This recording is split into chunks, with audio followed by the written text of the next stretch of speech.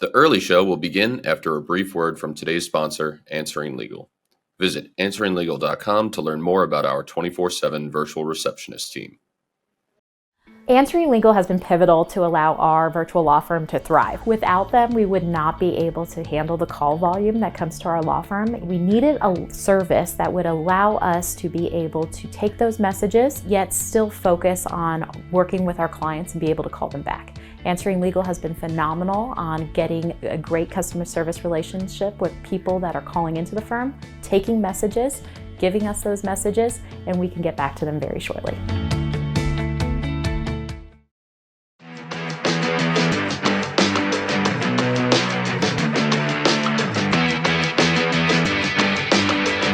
Hi everyone, it's Chris. How are you? Welcome to another episode of the Earley Show, sponsored by our friends over at Answering Legal. Really excited. As always, we bring the fire, right? Today we have an awesome guest, John Fisher. He's a friend and colleague of mine. He's a medical malpractice as well as personal injury attorney in New York. John is a wise man. I learned a lot from him. Super generous guy. So I'm really excited to geek out with him today. John, thank you so much for being on the show. Really excited to have you, man. Hey, Chris, my pleasure. And I love how you bring it, and the fire and enthusiasm that you have is really cool, because life is too short. If you don't have enthusiasm and love for what you do, it's a terrible thing. And isn't it a beautiful thing that you and I can go to work excited every day, knowing that we love what we do, that we love the people we work with, and that we love the clients that we have for the most part. And, I think that that's a really cool thing, because 98% of society goes to work and they're just waiting to 5 o'clock so they can go home. Yes. And that's a horrible way to spend your life. So it's really a cool thing. And I love I love working with people who every day come to work with a huge smile and are excited to be there, because I don't want to be around other types of people. 100%. I'm with you. That's a positive mindset. And I like that about you. And so to the audience, as always, sharpen those pencils. We're going to have a lot of writer downers, I'm sure, because John and I are going to get into some really interesting stuff. So John, I've known you for a few years. I know your story, but could you just, for those who aren't familiar, who haven't heard your story, could you tell us a little bit about growing up, where you grew up, mom and dad, brothers and sisters? Just take us back to the start if you could. Yeah.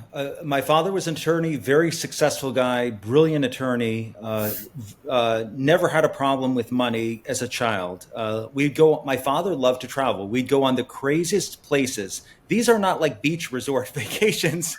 So he would take us to Venezuela, and we'd get there. We wouldn't go to a resort. He would charter a plane into the interior of Venezuela, and they would have to mow the landing strip just so our plane could land. And then when we land, they would be all Aborigines in Venezuela, so the people would be running around naked.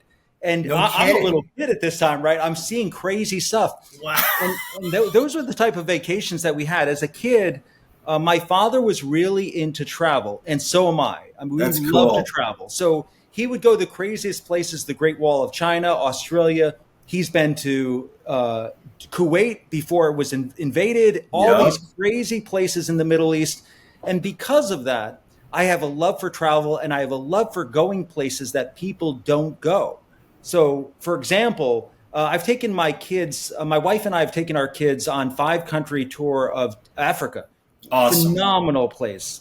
And the reality, Chris, when you go to places like Africa and you see people who don't have electricity, running water, they don't have sewage, they don't have anything, and yet they are 10 times happier than the people that, like in the United States, you appreciate what life is about. Is not about possessions or cars or houses or any of that stuff. It's about being happy with what you have, knowing that where you are in this life right now is enough, and saying, I'm okay with that. I'm totally good with that, because the value of life is the relationships that we have and the experiences that we have. It's not the stuff that we have. Yeah, man. And so I think that was a lesson that we wanted to instill in our kids. We've traveled through the Middle East, and we've seen the way people live, and they're good people. And it's such a nice thing, Chris, to see that, because you realize when you go to a Middle Eastern country that's 100% Islamic, that the people are good people. They're nice people. And you don't want to see anyone hurt or killed. You want to see people thriving, but you say, I have so much more, Chris, in common with them than I thought that I would. It's So so interesting. that's something that my father instilled in me, is a love for travel. But I'll share with you the downside of this was my father was a lifelong alcoholic. Me And too. yeah, and so when I would come home, almost every day of the week he would be under the influence, and sometimes he'd be passed out on either the couch or the floor, and it was tough, the truth. But Chris, the perception of society is that an alcoholic is someone on Skid Row. That is not true or accurate at all. My father was highly successful and a brilliant man, and he would succeed in spite of his alcoholism. So he would, and a true entrepreneur, Chris. So my father, as a kid and as an adult, my father had season tickets to the Yankees. We are hardcore Cool. Yankee fans. So I would go to these games, and in the 70s, when I'm a little kid, the Yankees renovated Yankee Stadium. They had 57,000 seats that were crappy. They were all beat up junk, basically. My father's close friend was the third base coach for the Yankees, Mike Ferrero. And Mike said to my dad, "Do you want a few of these beat up, crappy seats?" And my father said, "I'll take all of them." So he hired tractor trailers. They came to Yankee Stadium. They unloaded all of these crappy seats into tractor trailers. He had the tractor trailers dump them on a mountain at a ski resort in upstate New York. And believe it or not, Chris, this was before sports memorabilia was a thing. No, but that was never a thing Right. when I was a little kid. Right. And then all of a sudden, people started calling my father, say, "We want to buy these seats because these were the original seats of Yankee Stadium." That's cool, man. Yeah, but my father had that entrepreneurial streak in him where he wasn't afraid of taking a chance. And I think that you and I mean, that's part of being a business owner, is that we have to be tolerant of risk and say, you know what, I'm okay with going a period of time without income because, working on these cases, we may not have steady or predictable income, but we're fighting for causes that we believe in. And there's nothing better than that. So this podcast just took a totally different turn. And I could talk to you for about 8 weeks straight about growing up around addiction. You just talked your story. I didn't know about that aspect of your story. My father, very successful headhunter in Manhattan, entrepreneur, crushing it. He was destroyed by alcoholism. And everyone who knows me knows this story. And I share this openly in this podcast. I saw him become homeless, John. Wow. Lose the world, his family, his business. And what you just talked about hit me with a ton of bricks, because I understand what you just described, at least from my vantage point. I didn't walk in your shoes, just my shoes. And I was super young. And,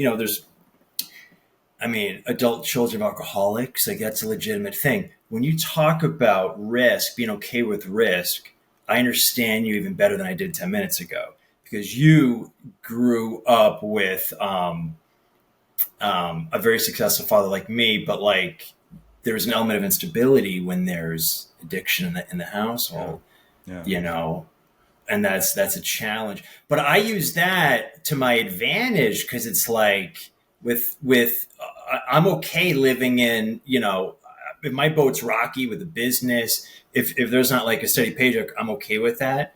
And what you just described really resonates with me. So thank you for sharing that and being vulnerable, man. Well, Chris, the hard part of this was when I was a kid growing up in this environment, I would see my father, like if I had a date in high school, I'd bring them home, and my father, I'd bring them into the living room of our home, and my father would be face down on the floor, and I'd be like, what do I do now? And Chris, it's such a weird thing.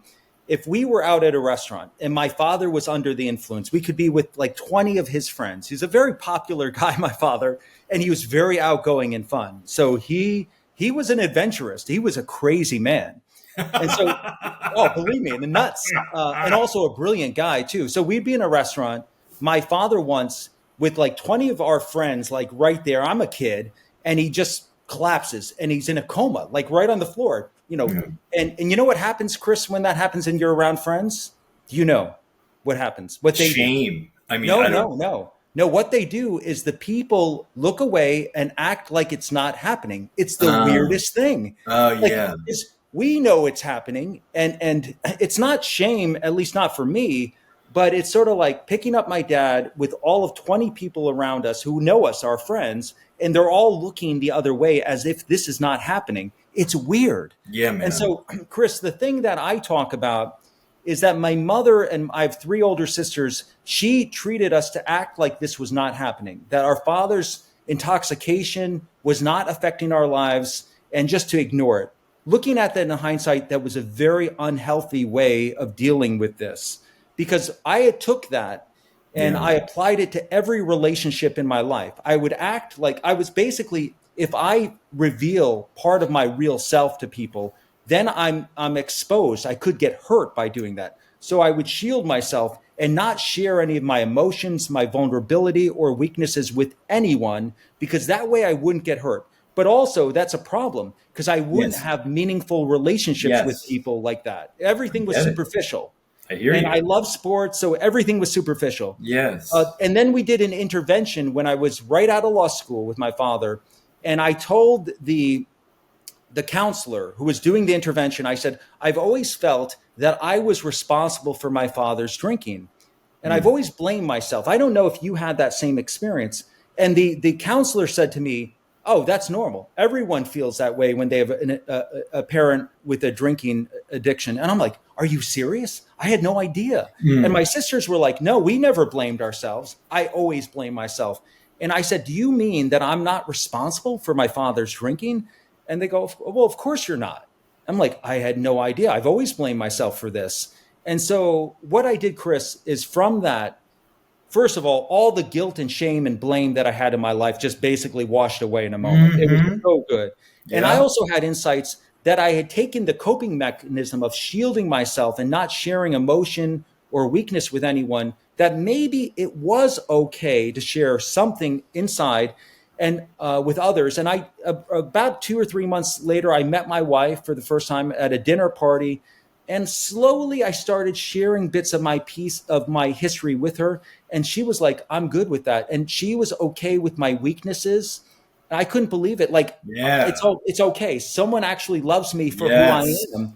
And it was an absolute godsend to my life. So the intervention, which failed, my father didn't stop drinking. He died of drinking at a young age, did not succeed, but it changed my life. And Chris, the reason I share this, and I share this publicly, is because for most people, this story is not relevant to them. Right. But if you have an alcoholic parent, this could be a revelation to you that you're not responsible for your parents drinking.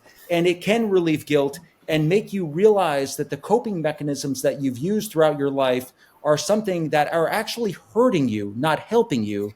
Yes. And it is good to share your vulnerability and weaknesses with others. So that is the story of my father's, the impact of that. In my view, it's something that I need to share. And Chris, every time I share this at a marketing seminar, there's one person that will come up to me and give me a great big hug. They might even tear up and they say, please keep telling this story. It's so important. Yeah, man. I know. It's meaningful. I can't express how much this resonates with me, man, because you get me and how I am, because like not a lot of people do. It's like it's a unique club we unwittingly belong to. Mm-hmm. It's like a fraternity. It's a society, And so and like, we're gonna talk about business and marketing, but like so when I met my wife, who's also an adult child and alcoholic, I met her and I never had girlfriends before. I never shared and opened up because I just didn't even think to. Like I don't really need to tell you about my dad losing his life due to drinking and the tragedies that unfolded, ripple effects from that with generations. But I met my wife, we went on a walk at the Charles River in Boston. And I shared my story and she's like, oh yeah, my dad was an alcoholic. And I said, oh shit, I have someone I could, talk to here. We're married. We have 2 kids now. My life changed for the better, like massively. So that resonates with me.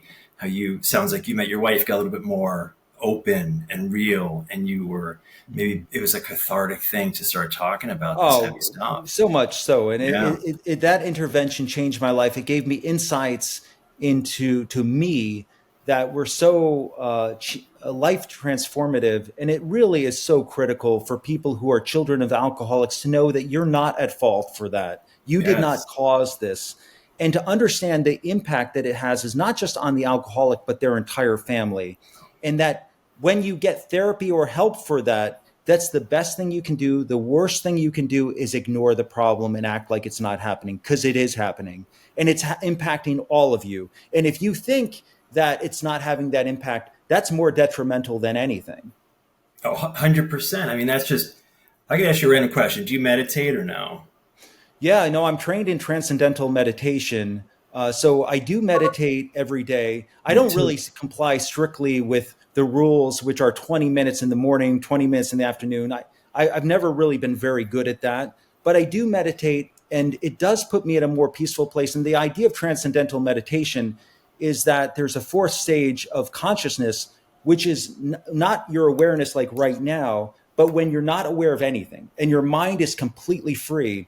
And it is, for me, it's very peaceful, it's calming, and you can do it anywhere. So it is something that I've embraced. I asked you that question because, I don't know about you, but for decades, I was an extremely angry guy, just really, pissed and chipped my shoulder, just looking to, I was talking to Tom Tone about some stuff. You know Tom, he's a friend of ours.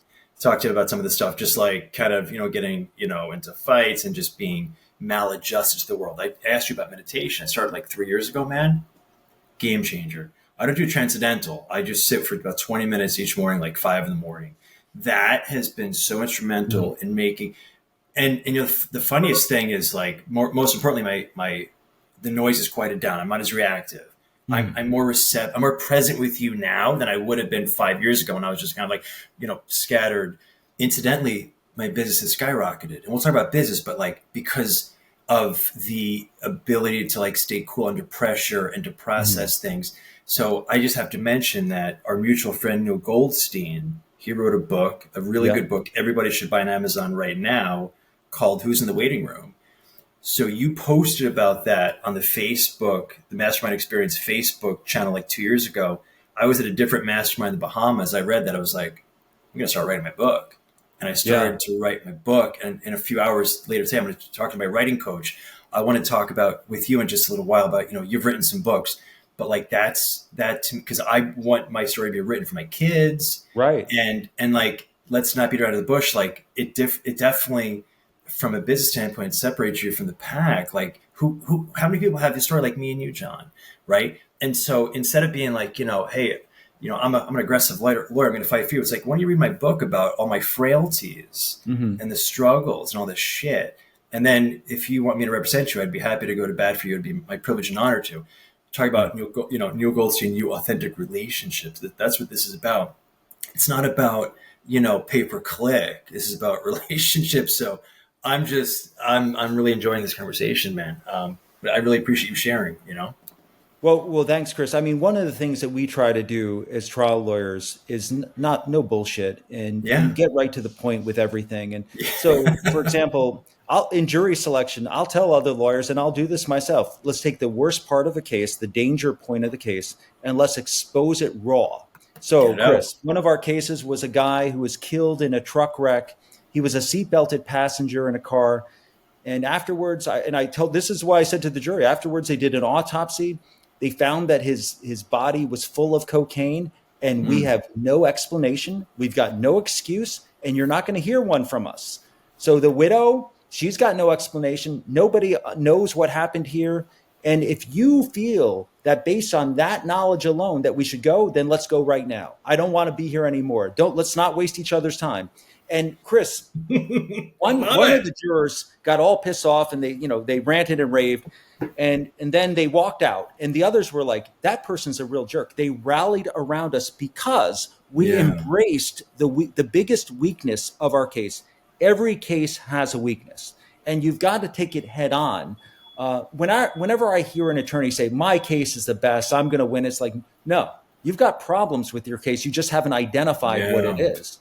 So I think that what that does, Chris, the number one thing in trial law is credibility. And how do you build credibility with people who've never met you? You share your biggest weakness with them. Because Chris, if I'm at a seminar and I share the story about my father's life as an alcoholic, they're like, I'm building credibility with them because I'm not pounding my chest about how great I am. I'm showing the problems that I've had in my life. Yes. And I also share, Chris, that I had worked for 14 years doing catastrophic injury law at a really fantastic law firm in Albany, New York. The nationally prominent guys, phenomenal lawyers. And one day they just, out of the blue, they just fired me. And I'm like, what the hell do I do? I've got 3 little kids at home. My wife, and I'm like, next week, I'm not going to have a paycheck. Yeah. I'm scared to death. Yeah. But because I think for all of us, I mean, most people have been fired from some job at some point in their life. And that builds some credibility right there, because other people are like, you know what? I got fired too once and it really sucked. And so, I was scared. And I went home, Chris, and I just started writing every policy and system for running, marketing, and managing a plaintiff's law firm. That took 2.5 years to write that book. It's called The Power of a System. If any of your audience asks for it, if they send it to a request to my Gmail, I'll send them a signed copy of the book. The Gmail is jfisher, Fisher, lawyer@gmail.com. I will send you a free copy. And Chris, I think the ultimately at the end of my life, end of our lives, we're going to be like, okay, what did we do? Because I think most people are like, okay, my wife, my spouse, my kids, but isn't that kind of the minimum that we're supposed to do, is be loving, dedicated parents and spouses? I think that what we're supposed to do is impact the world. And how can we do that if we're not sharing everything that we got? Because Chris, Ben Glass, absolute gift to the legal world. And what he taught me is just give away everything that you've got. Don't try to collect any money. From the mastermind, I lose money from every single mastermind that we do. And I'm totally okay with that. And our bookkeeper will be like, John, what are you doing? You've been doing masterminds for 9 years and you lose money every single time. I was like, I don't care. It's not about the money. Yeah. And, frankly, if I lose $5,000 or $10,000, that's what I would spend going to a seminar anyway. Sure. And a mastermind is far better than a seminar, in my opinion. So in my view on this, the real goal for everyone out there, whether lawyers or non-lawyers, is to give away everything that you have as a gift to the world. Steve Jobs put it, putting a dent in the universe. I feel the same way. When I die, your parents might come to your funeral, your children might, your spouse might, but how many people that are not part of your immediate family will be sitting there sobbing that you died? That's really important to me, because I want to leave that dent in the universe that I've impacted people's lives that don't know me. And so that's really what I set out to do. Well, so just to unpack a few things. So I was going to ask you, so you out of the blue, was it out of the blue you were fired from that firm? Okay. So three young kids, I assume they were young at that point, right? Yeah, 3 kids, 3 adopted kids from Russia that we had, little tiny babies at that point. And I'm out on my own, June 2nd, 2010. And I'm like, what the hell am I going to do now? Because I didn't have any experience really owning a law firm. I was the guy going to court. And so I figured I've got it. But Chris, I had an advantage because number one, I had clients. Half of the firm's clients came from me. Wonderful. From a very early age, I realized I've got to develop client base. And so I did. And I hustled. And I realized, Chris, in catastrophic injury law, my clients are not injury victims, but other lawyers who can refer me a steady stream of these cases. So we make connections with the highest ranking lawyers in New York State. And those connections, so there's firms in New York City and upstate New York that on almost a daily basis are referring work to our law firm. We have exactly 600 referring attorneys right now. And our goal is to have 1,000 by October 19th of 2026. Because, Chris, that's a really important number for us, because we measure success by the number of referring attorneys that we have. And then, Chris, the one thing is, and I do this at marketing seminars, I'll ask other lawyers, where do you get your best cases? 90% of them will say referrals. 10% might say the internet. So of the 90%, I'll say, where are your referrals coming from? Half will say former clients. The other half will say lawyers. This is very predictable. And so 45% of the room is getting their best case from lawyer referrals. And then I'll say, how many of you have a documented system for acquiring and nurturing lawyer referrals? Not a single hand will go up. Nobody's got a system. And I'm like, well, wait a minute. If you're getting your best cases from lawyer referrals, why don't you have a system for that? They don't have it. So, Chris, I know this is something I believe in too. like our most valuable assets. What are they? I've been doing a monthly print newsletter since December of 2010. It goes out without fail to lawyers and prospective referral partners. And other lawyers at marketing seminars will say, that's stupid. It doesn't work. And I say, okay, how long have you been doing a newsletter for your firm? 4 months. I'm like, well, of course it doesn't work. Nothing works in 4 months. You have to be patient, and you have to be consistent with whatever marketing. You could have the crappiest marketing in the world, but if you're consistent with it and you're patient with the process, you will get cases. So put in a little ad in the newspaper, hire a car wreck attorney, and put your name, right? Yeah, it won't accomplish anything probably in the first 6 months, year, but year one, the phone starts to ring. Right. Year two, it's ringing more. Year three, your phone is ringing like crazy. And you're like, I've got the crappiest marketing ad in the world, and yet my phone is ringing from it. That's because you're patient and you're consistent, which is the key to doing anything. Yeah, no question. So I discovered you through the Ben Glass world, and this is definitely, that is what you're talking about, newsletters, staying in touch, right? Mm-hmm. That is definitely, old school marketing, right? This isn't like OTT or something, new fancy object. So, like you, I do a newsletter. I do a weekly email to my clients, weekly email to you and all my other attorneys on my list, right? Because I do lead into attorneys. I post once a day, every day on LinkedIn at 6:30 in the morning. And I've learned from you a couple things. Streaking, right? Not like Animal House streaking like the work, the shit you don't want to do, but you do it every single day for 5 minutes, which adds up to like a big mountain of beautiful, results over time. You talk about compounding. So you and I really are speaking the same language in that, because the average bear, John, isn't going to do it every day. And so I'm not the best lawyer out there. I'm not trying to be, but I'll outwork the average bear, put out the newsletter, write the book, write the email, the piece of content. I learned from Ben Glass, I can make a piece of content, and that can be 6 pieces of content, right? One piece of media could be spun in many different ways, very Dan Kennedy-esque type of, leveraging your assets. But when I hear the name John Fisher, I think like relationships. You talk about breaking bread with potential, catastrophic client, sadly, catastrophically injured clients, or have 50 law firms you're talking to. Why are they going to pick Fisher? Well, you're not going to go into that room and give them a hard sell. You're going to be a human being, probably, take the tie off and just say, hey, I'm so sorry. And that matters. How many lawyers say that? Like, how many lawyers, because you and I, I just feel like there's empathy, there's some grounded, humility here. And so many lawyers hey, can I show you my verdict sheet? Can I show you all my verdicts from the last 10 years? Like, the guy at the hospital doesn't care about that. He cares how are you, Fisher, going to help me out? Yeah. And that's what you're authentic about. And I appreciate that. That's what lawyers miss. Chris, let me share with you a Ben Glass story. So I'm in Fairfax, Virginia, meeting with Ben. I don't remember what the purpose of the meeting was, but I'm in a dumpy little motel in Fairfax, Virginia. I get a phone call, and it's from the top plaintiff's law firm in upstate New York, Finkelstein and Partners. And they say to me, we've got a case for you. It's in Albany. And it's somebody who is 26-year-old. He's paralyzed. He's in a coma. And they overdosed him with anesthesia during a routine operation, which was an Achilles tendon repair. I said, that's great, but I'm in Virginia. I can't get there for a couple of days. And about an hour later, Chris, they called me back and they said, it's too late. The client's family there is interviewing all the law firms, all the big name law firms that are on TV. And so you basically have no chance. I said, just set up a meeting. So they did set up a meeting. 2 days later, I go to the hotel to meet with the family at the hospital. And it's like the whole family. And I walk in and there's all these lawyers lined up to meet with them. Their hair is slicked back, like greased back.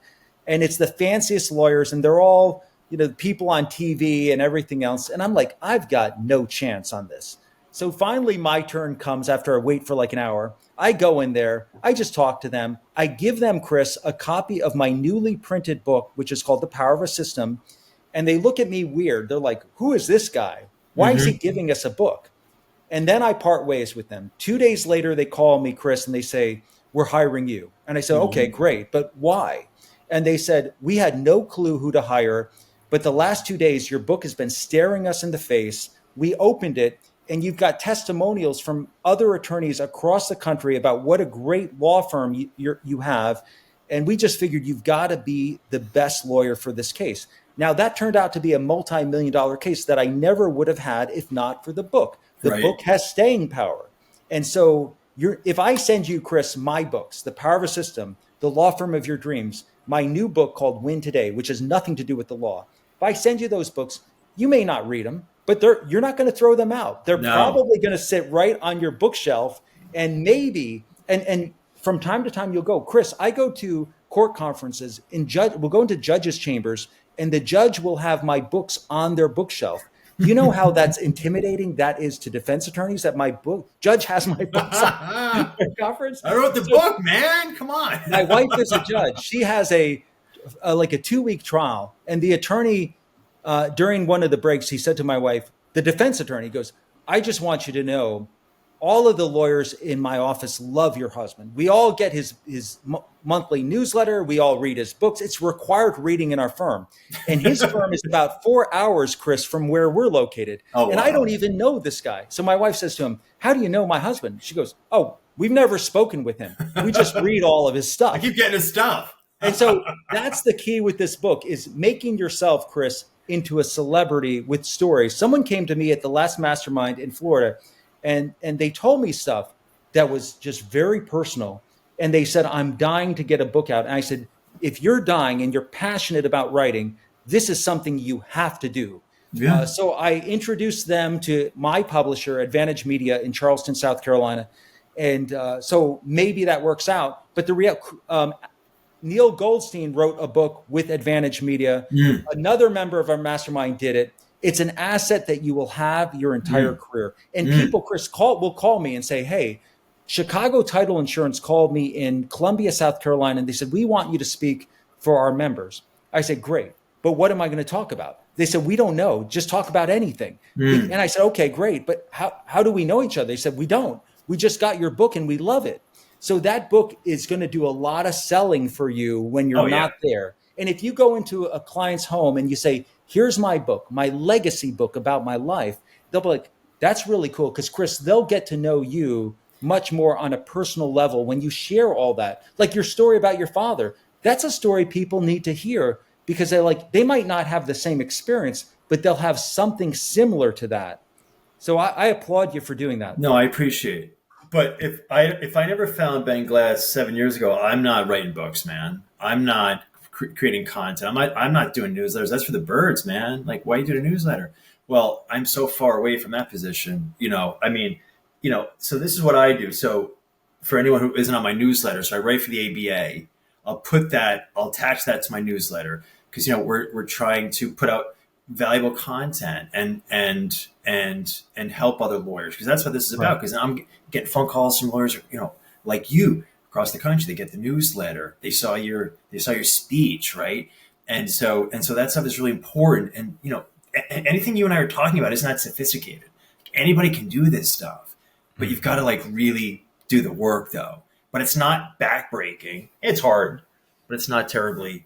It's not very esoteric. It's just some old school, sweat in your brow, roll up your sleeves work. I can ask you a random question. Did you ever have a paper route as a young boy, or no? It's funny that you asked that, because my father was very successful in business. He was also an investor in commercial real estate. Oh, nice. I never really had a want for anything. Good or bad. But Chris, the reality is, even though I never had a want for anything, and I went to boarding school in East Hampton, Massachusetts. And then, the reality is, and there was never, my wife was burdened with massive law school debt. I never paid for anything, but I always feel, and this is a Daniel Pink book that's called Drive, that motivation comes from within. It doesn't really matter what your circumstances in life are, sure. Whether you're wealthy, poor, sure. middle class, doesn't matter. Motivation comes from within. I can't give a pep talk to get my kids motivated on something. I know. Football players who play for the Patriots, they don't need a pep talk from their coach, because they're already self-motivated. I mean, people who have motivation, it comes intrinsically. They just have it. They have drive and passion. And people who are motivated, they have a hard time sleeping at night, because they just can't wait to get up in the morning 100%. and go to work, basically. 100%. And, and that's just part of the DNA that you need. And I think that For people like you and I, that's not something that can be taught. You really have to have it. And that's what I look for in young lawyers. And I'll say to young lawyers in our mastermind, like, dude, I can see it in you. You are fired up. You are going to accomplish amazing things, not because you're the smartest or you went to the best law school, but just because you've got that fire in your belly. Yeah, man. I've talked, John Morgan was our first guest in this Earley Show, and he grew up in adverse conditions. Almost anyone listening to this right now has heard of or read his book, You Can't Teach Hungry. And that goes to what you were talking about. You can't teach someone to get after it. So, your dad, yes, he had the addiction, right? But at the same time, he pressed the right buttons with you to show you things that I'm sure are helping you. Yeah, there's a lot of stuff that we deal with, right? But like there was, somewhere along the line, you were stamped in your upbringing with some things that are paying rewards. And I can say the same thing about me. My mom put me in private high school. That got my ass woken up real quick. I started to be a worker and working hard in school, and that got me on a path. But this is you can't motivate, and I agree with you. But for me, John Morgan, I think he's very inspiring. He came from very humble circumstances, man. Mm-hmm. There was total instability in the household, and he talks about that in my podcast, and he's open about that. And look at the guy. So like that to me is very inspiring. Looking at guys like you, like that inspires me to continually get after it. Because like, again, this isn't very fancy work. This isn't like hard stuff. This is just like, do your reps and you'll surpass a lot of people. Well, Chris, John Morgan has been to our mastermind. Yes. In the winter months in Maui, he has a place in Maui. And it was so fortuitous how this worked out because we weren't planning to have him there. And Seth Price tells me sort of like the night before our mastermind goes, I'm going to have drinks with John Morgan at his villa overlooking the ocean. And it turns out that John Morgan was playing cards with Willie Nelson that night. Oh, gosh. So crazy. So Seth goes to me, do you think you'd like to have John Morgan at our mastermind? I'm like, of course we would. So Chris, the environment was unbelievable. We have like this perched like high spot at this gorgeous hotel. It's overlooking this panoramic view of the ocean. John Morgan comes to our event with security. He's got like a security guards and everything. Really? And he was there for like 2 hours and he just shared everything. But it wasn't his success stories that he shared. It was the problems, the challenges, the weaknesses of a law firm that then had like 900 lawyers and their overhead is like $50 or $60 million a month. That's what he said on my show. Yeah. And so I'm like, holy cow, I didn't realize he's got the same problems that we all have. Totally. But he does. Totally. And he's such a down-to-earth, decent man, and he totally gets it because every seminar I go to, I'm a big believer in self-improvement. I have no budget when it comes to travel or self-improvement. None at all. Me too. And so what happens is I'll see a team of people from Morgan & Morgan lawyers. Everyone. There'll be like probably 5 at every seminar. And they'll have like a booth and they'll have like, wine or whiskey or something like that. And they'll be like, hey, come on over, hang out with us.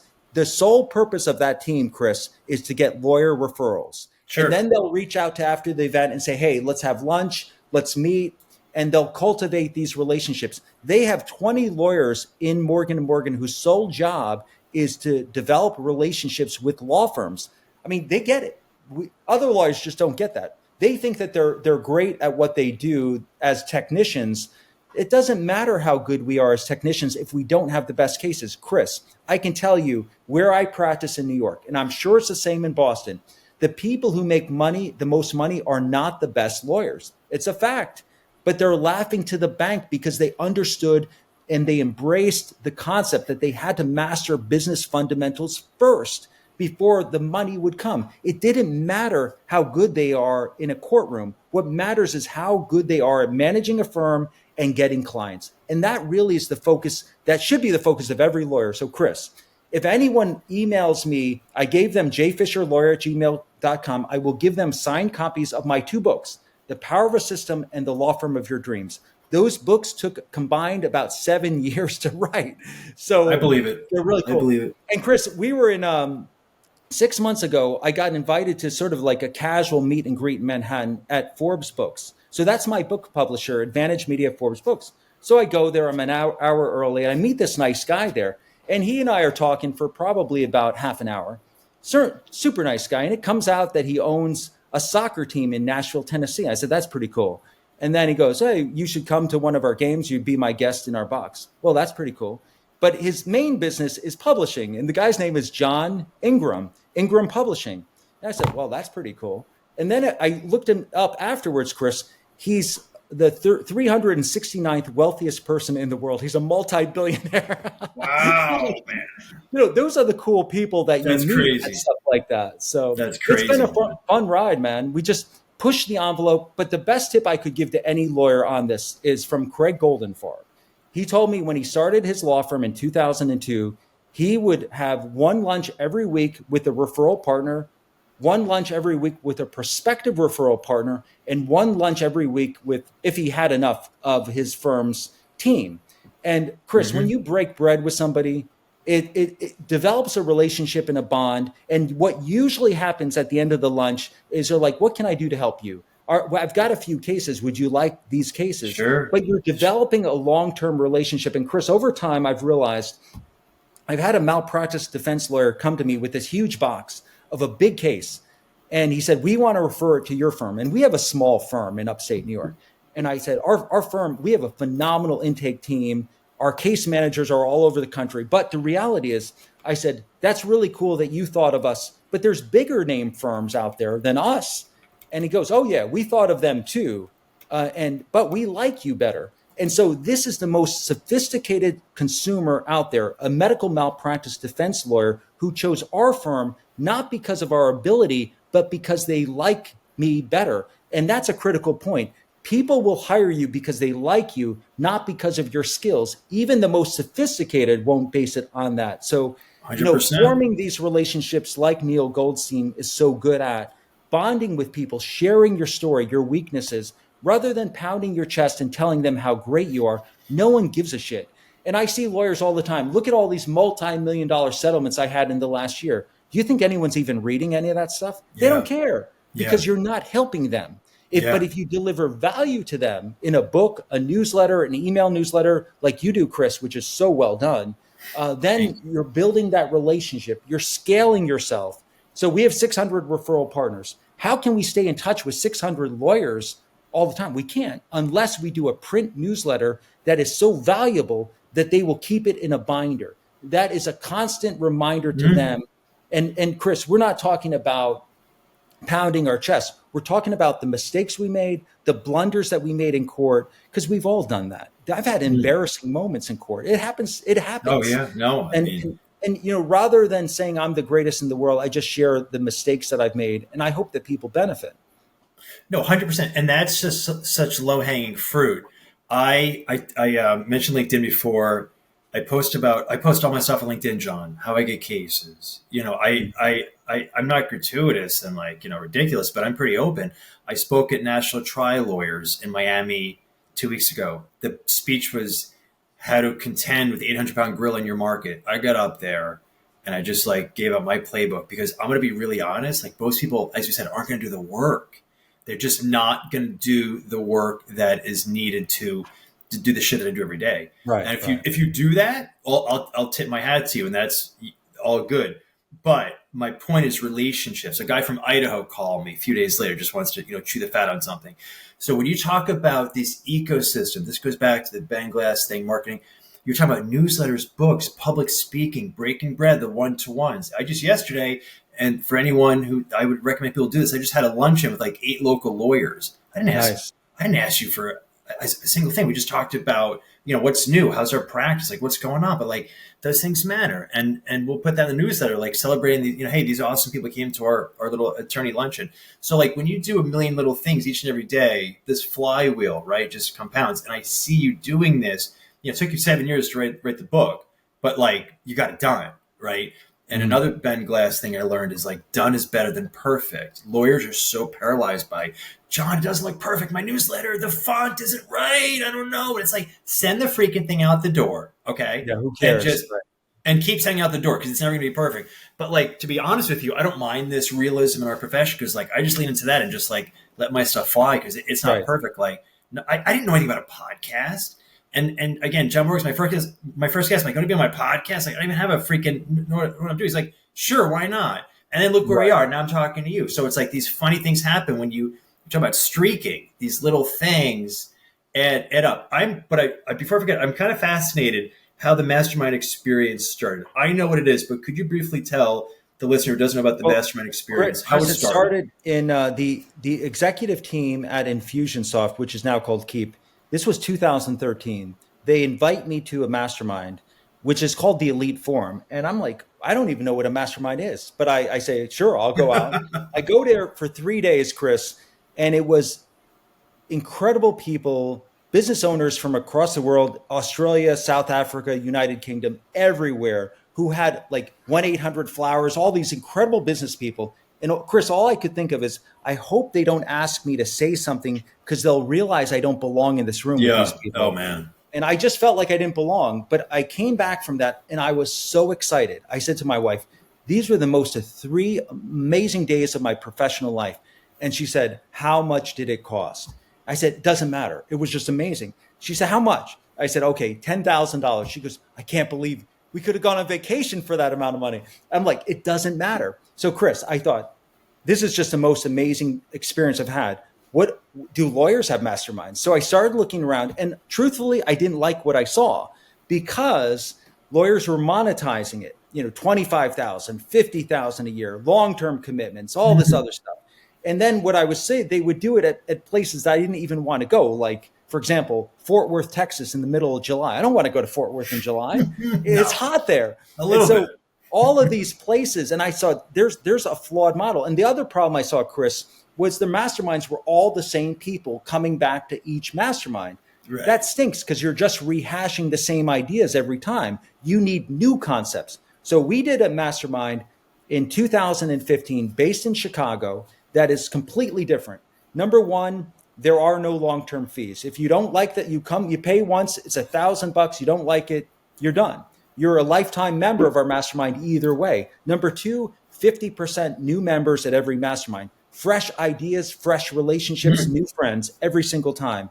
And we don't have any income or revenue requirements because I don't want to have that. I want people who are givers, people who will give everything that they've got. Chris, my number one piece of advice at a mastermind is for a young attorney is join a mastermind, surround yourself with elite attorneys. It doesn't matter where you do this, in Boston, Providence, Rhode Island, I don't care. Do it and leverage their knowledge and wisdom so you don't make the same mistakes that they made, and use that and you'll form friendships and relationships that will serve your career. Chris, I can tell you of these elite attorneys in our mastermind, Craig Goldenfarb, Seth Price, yourself, so many great lawyers. If I called any one of them, they would pick up the phone on a moment's notice and they'd say, what can I do to help you? Yeah. I walked into their office, they would drop everything and say, what can I do? So those type of relationships are what we call our tribe. In a tribe, it's so cool, Chris. There's a book called Tribe, and it's about all these military guys who go to Afghanistan and they go to the worst part, the most violent part. They come back to the United States. And Chris, all they want to do is go back to Afghanistan. And people would be like, are these guys out of their mind? They're going to die over there. The violence is horrible. They're not going back there because they're junkies for violence. They're going back because it's the only experience that they've had in their life where people, their friends would give their lives for them. Their brother next to them would give their lives. And that's what is the true essence of a tribe. And the mastermind is similar in the sense that people would do anything to help you. If you have those relationships, it's the most valuable asset you will have in your career. It's an extremely generous group. You're the third guy. I've had Seth Price on the show. I've had Craig Goldenfarb, and now you, right? And Neil Goldstein. Neil Goldstein, yeah, I'm trying to get him on board. He's not. Okay. Well, you've had John Morgan spent our mastermind as well. So. Chris, what we've learned over time is how to sort of evolve and get better. And we used to have big groups. Now we have very small groups. Each group is about 6 to 7 law firm owners. They're separated out. We want to give you an experience where you're not just sitting there watching, but you're actively engaged the entire time. And we don't spare any expense. We eat at the best restaurants. We have a lot of fun. Breakfast is included. We have amazing guests. It's a collaboration of incredible people. I feel like they're a lot smarter and more successful than I am, but that's the room I want to be in. is around people like Seth Price, who's got 40 attorneys at his firm, and other firms like Sandy Van in Las Vegas, which is just absolutely amazing. Super successful. Another lawyer I know in our mastermind, Rich Grungo, just had a $53 million settlement. Just amazing stuff like that. And so you hear these things, you see them, and like, man, what if I can leverage their knowledge and make our firm better based on that? And I want to highlight, so I couldn't get to the West Palm Beach mastermind recently, but you know what you did on Facebook? You shared your notes to the community, because I'm in the community. I got access.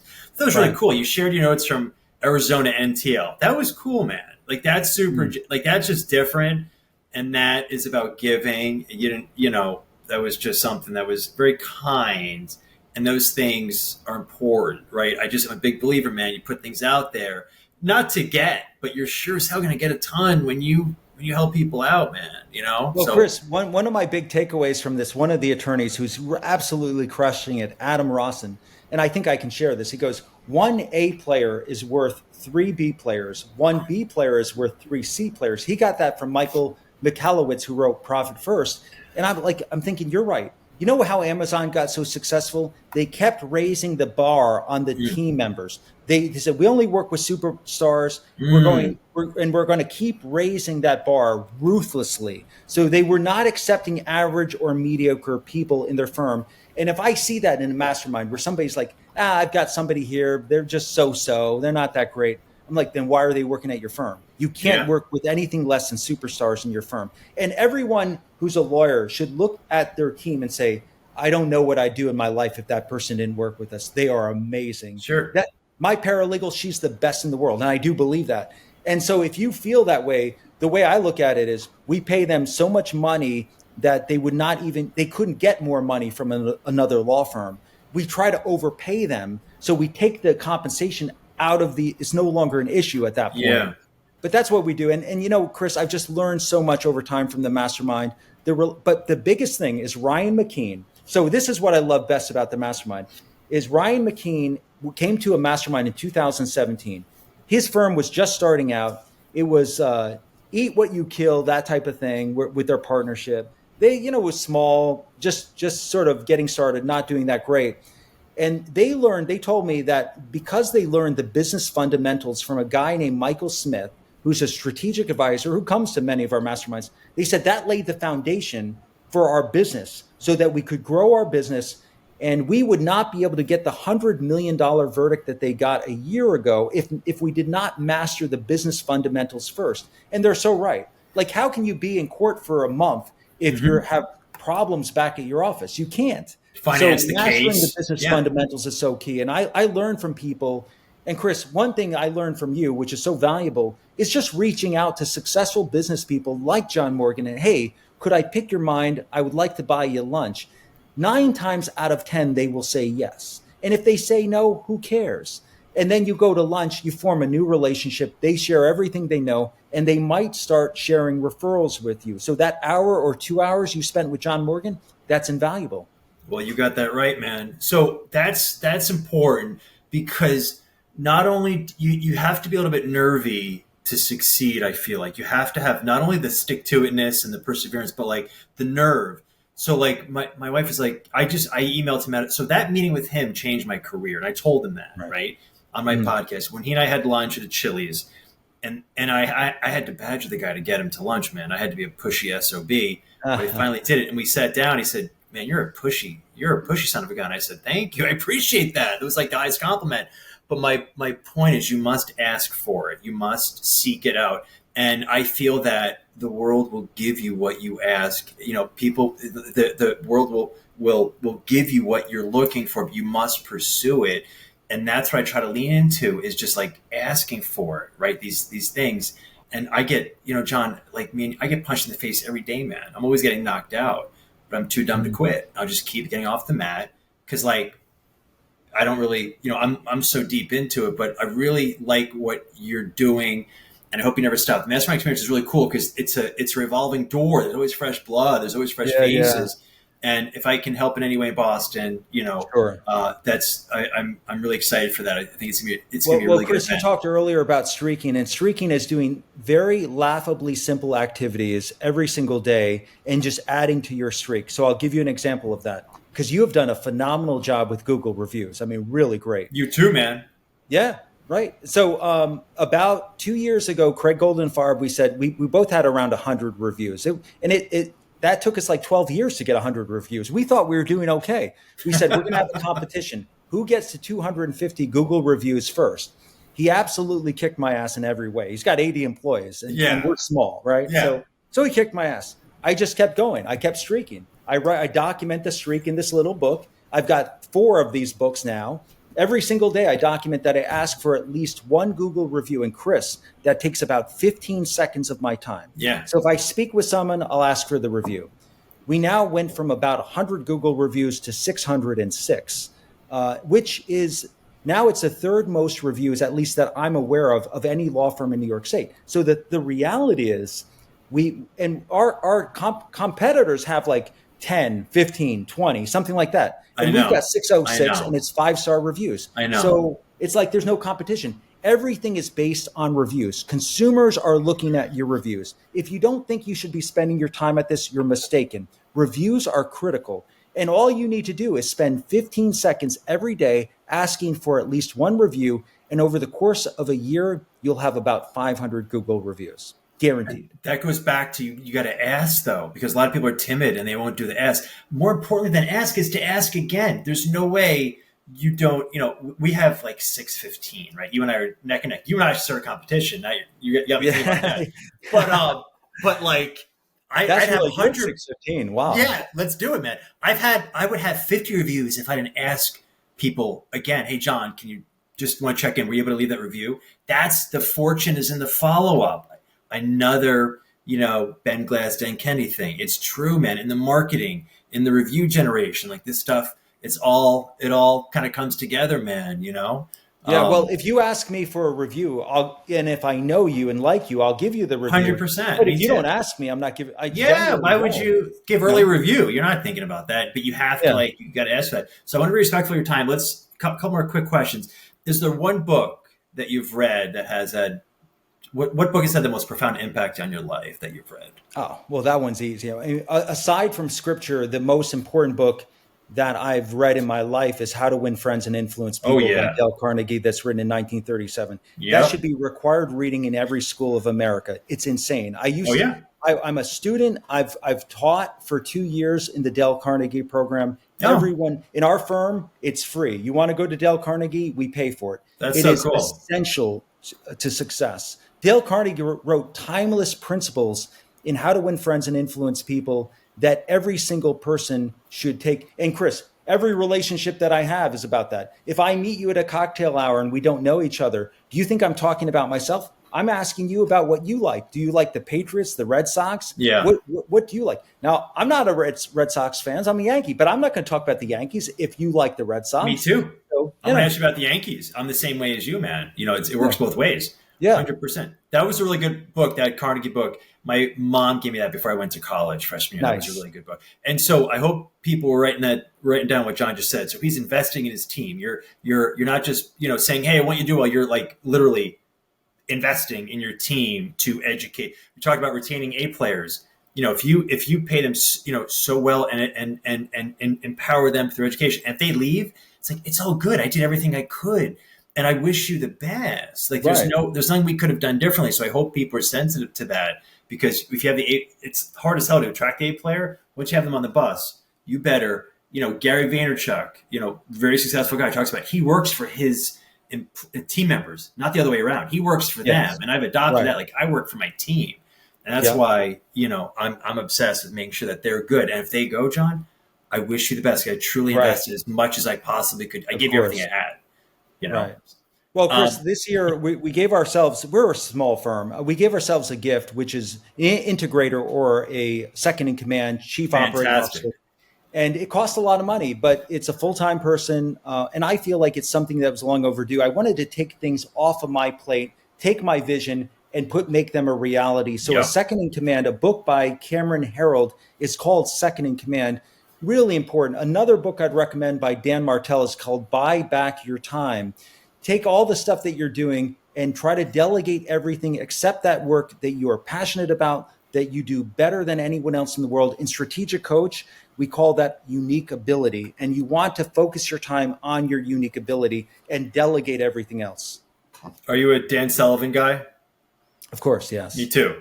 Yeah, that's a lot of, so I'm reading right now, Who Not How, right? Just finished 10X is easier than 2X. Like, it's about the people, right? Because you can only go so far as your ability to do less, right? You have to do like as few things as possible. That's how you do high level stuff. Finally, I want to ask you, what's your greatest success in life so far? Well, the greatest success in my financial life is the mastermind by far. So it's nothing else. That is our biggest success professionally. Personally, I'd say that our 3 kids that we adopted from Russia, that's the best experience of my life. And so, that's something that I'm very proud of as well, is our kids and their accomplishments. And I love them to death. But I mean, ultimately, Chris, the one thing that we're taught in Strategic Coach is always make your future bigger than your past. I don't want to look back at things and say, oh, that was great, but my life's over. No, I'm going to make my future, I'm going to blow it up huge, because that's my goal in life. And they also teach us in Strategic Coach to measure backwards. Look at the things that you've accomplished, not the things that you don't have. And Chris, if you wrote down in the last 6 months, what has Chris Earley done? Your mind, if you took like 15 minutes, your mind would be blown. You'd be like, I can't believe this. This is the most amazing 6 months of my life. You're right. But if you wrote down the things you don't have and that you want, then you're like, yeah, my life sucks. Yeah. Totally. So it's better to look at what you have than what you don't have. Totally. Well, that brings us full circle. You mentioned your 3 adopted children. So I just have to, sort of go back to the beginning of the episode. You mentioned that story of seeing your father, in that condition, in a social setting. Well, now your 3 kids are seeing dad run a high-level mastermind with lawyers from across the country. Yeah. Just think how that's imprinting on them, right? And that's what this is all about to me. Like, this is about the next. That's why I'm writing a book, man. That's why I said, like, for the next generation. So our kids are seeing their respective dads succeed, get after it. Because if there's one thing I want to teach my kids, it's like, get after it, right? So you're not talking about, you're demonstrating to your children what can be achieved. You can write books, you can have lawyers, be a facilitator for high-level lawyers getting after it, really savvy people. That's cool stuff, man. I think that's awesome. Hey, Chris, my wife is an elected official. She's now an appellate judge in New York. And I've met her. She's lovely. Yeah. Thank you. And she, on election day, she was a heavy underdog. No, she had no chance of winning the election. Judges in New York State are elected. So she had basically almost like a 1% chance, if that, right? And so on election day, this is 2014, she's dropping off our kids at school. And one of our sons says to my wife, Mom, it doesn't matter if you win or lose, you're a winner in my book. And my wife just started bawling tears at that moment.